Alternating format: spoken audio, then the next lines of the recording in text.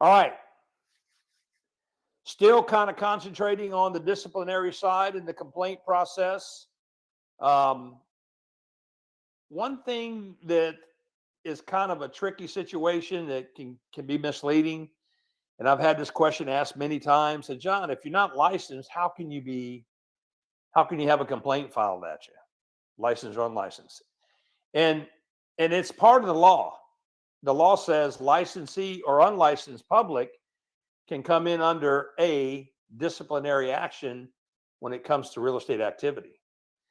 It's much like an attorney practicing law without a license. It's much like a physician or a doctor practicing medicine without a license and current. They come under the law as an unlicensed public, and there's serious consequences for that. Okay.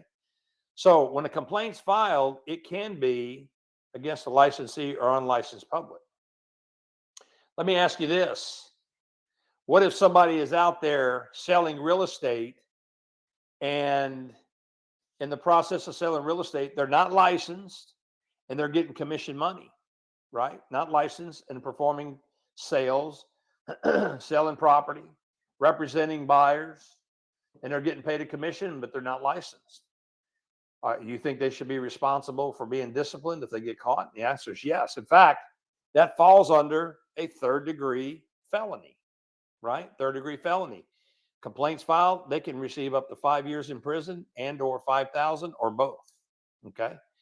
So licensee or unlicensed public is responsible in a complaint, and they both can be. Okay. We talked about the summary suspension. The investigation is going to be determined by DBPR.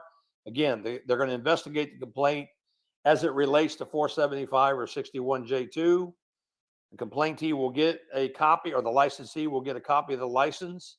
Remember, the first-time offender, if DBPR stops it, doesn't forward it to the PCB panel, they may issue a notice of noncompliance or a first-time violation.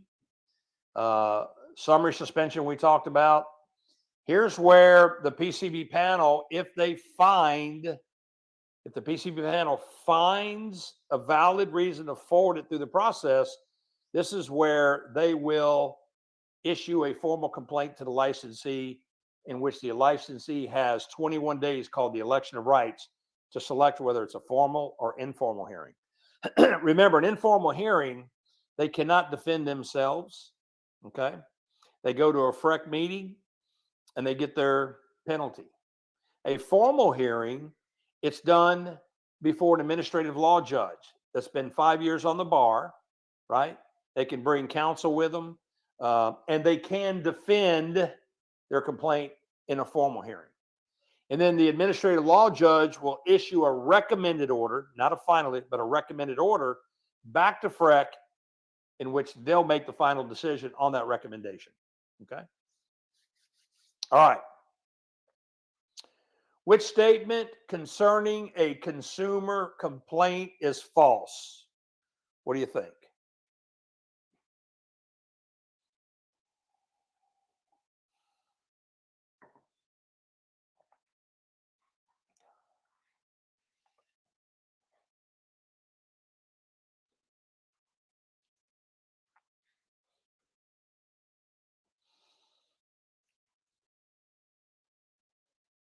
Okay.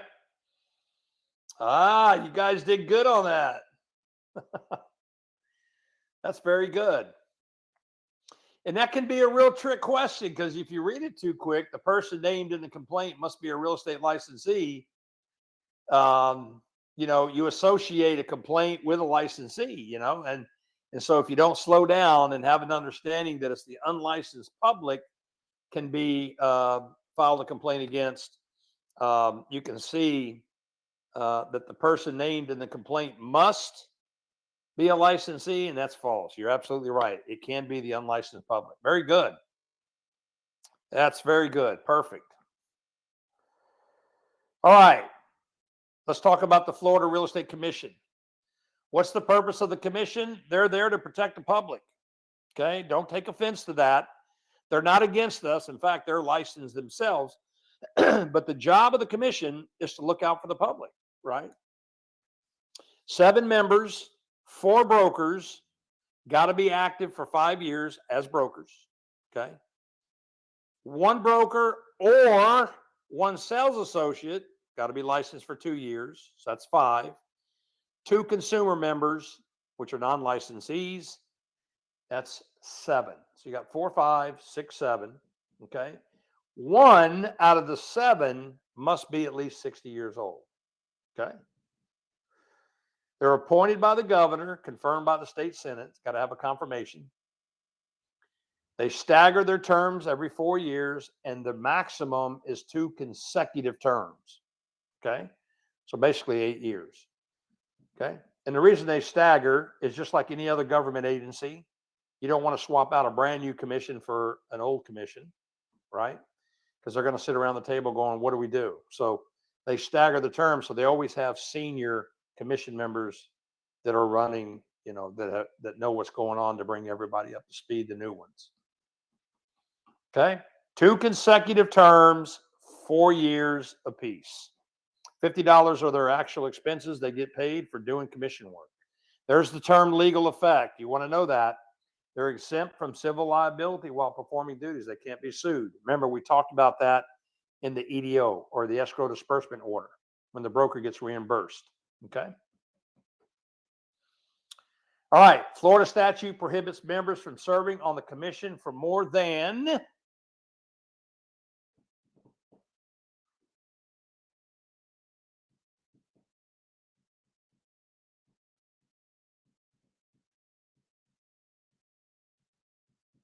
okay.